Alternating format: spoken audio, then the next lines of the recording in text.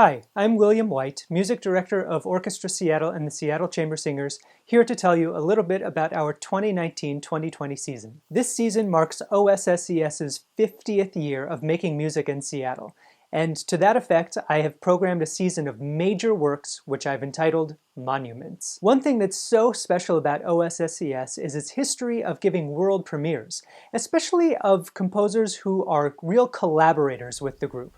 To that end, at our first concert on Saturday, October 5th, 2019, I wanted to include one of these monumental works that was written specifically for our group. The piece is called The Earthmakers by Carol Sams, who is not only a composer but also a singer who sang with the group from its very earliest days. In this piece, Carol explores the creation mythology of many world cultures, from the Inuit to the Zuni to ancient India to the Big Bang Theory. Carol, I'm happy to say, has become a personal friend as well as a musician who I truly admire. Also on this concert, we will feature music of one of Carol's teachers, the great French composer Darius Milhaud. In his piece La Création du Monde, which also details the beginnings of the world, he engages with the jazz that he heard in 1920s Harlem.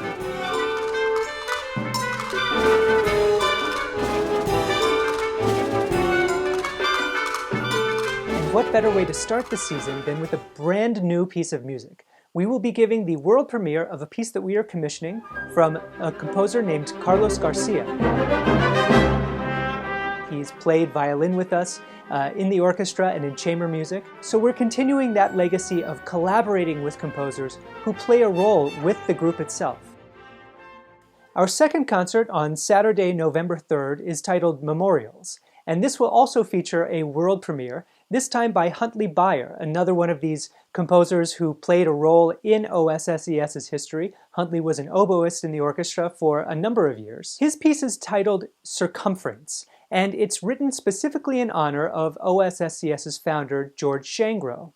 George founded the ensemble in 1969, and he was its music director for its first 40 years of existence, but he tragically died in a car accident in 2010. This is a truly beautiful and remarkable piece that seeks to capture George in his many facets and moods. We'll start the program with music by Jennifer Higdon, someone whom I am also glad to say has become something of a mentor and role model to me. The piece of hers that we are performing is entitled Blue Cathedral, which she wrote in honor of her then recently deceased brother.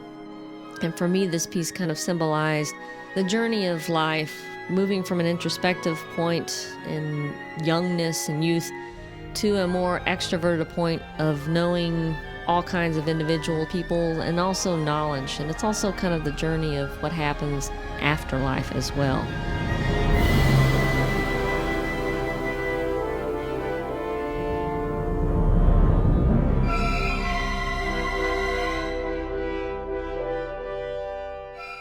And on the second half of the concert, we will perform Beethoven's Symphony No. 3 in E-flat, the Eroica Symphony.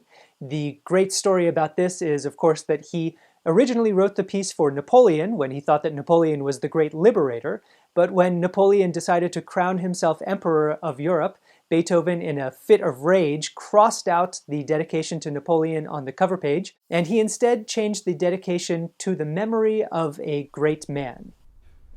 In December, on the 14th and 15th, we will give our annual performances of Handel's Messiah, this time at two new spaces. We will perform in downtown Seattle at Plymouth Congregational Church, and our second performance will be at Bastyr Chapel in Kenmore, a space noted for its remarkable acoustics, its seclusion, and its beautiful architectural interiors.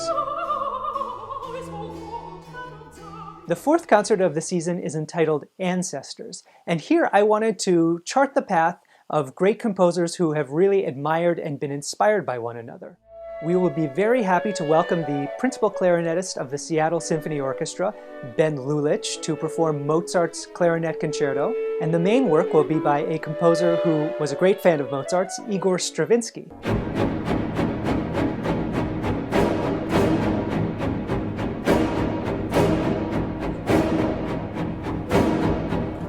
Now, when we talk about monumental pieces of music, there are few more monumental than Stravinsky's The Rite of Spring.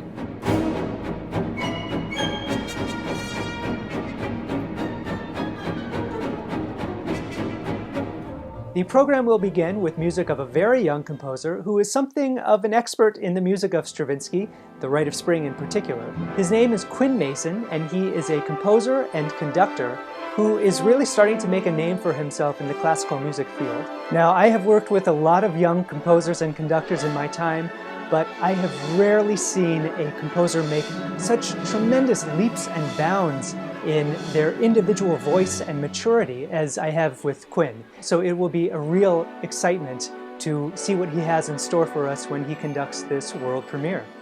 Now, there is one composer whom, above all, has played a paramount role in the history of OSSCS, and that is, of course, Johann Sebastian Bach. To honor this pride of place that he has in our pantheon, we will mount a staging of the St. Matthew Passion. This is a work that is not only important to OSSCS in our history, it was important to Bach as well. He labored over it over many years, and he refined it, and he saw it as truly being a major part of his legacy. And this won't be a pure oratorio presentation, where we just stand in place and sing. This is going to be something that you might call semi-staged. We are going to add dramatic elements to really bring the story of the Passion to life. We are ending our season with a concert that I call Celebration. It's taking place on Sunday, May 3rd at Benaroya Hall. What better place to celebrate 50 years of making music?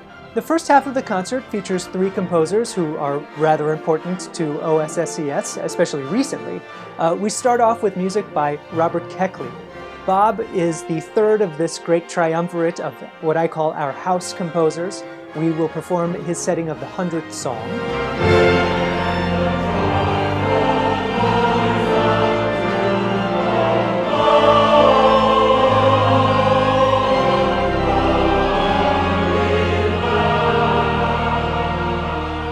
And I decided to continue that psalm theme for this half of the concert. So next we will have Lily Boulanger's, who's right there, her setting of the 24th Psalm. She was the focus of our past season, my first as music director. So we will hear her setting of the 24th Psalm, in French, La Terre appartient à l'Éternel. And the third of these composers who have some importance to OSSCS is me. We will present my setting of the 46th Psalm. And the second half of this concert, the crowning glory of the season, features my personal desert island piece. It is Maurice Ravel's Symphonie chorégraphique, his choreographic symphony called Daphnis and Chloe.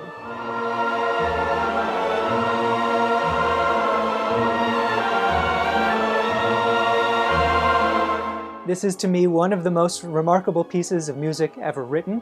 Certainly the most perfectly orchestrated piece of music ever written. And what's really special about the orchestration is that it includes chorus singing wordlessly.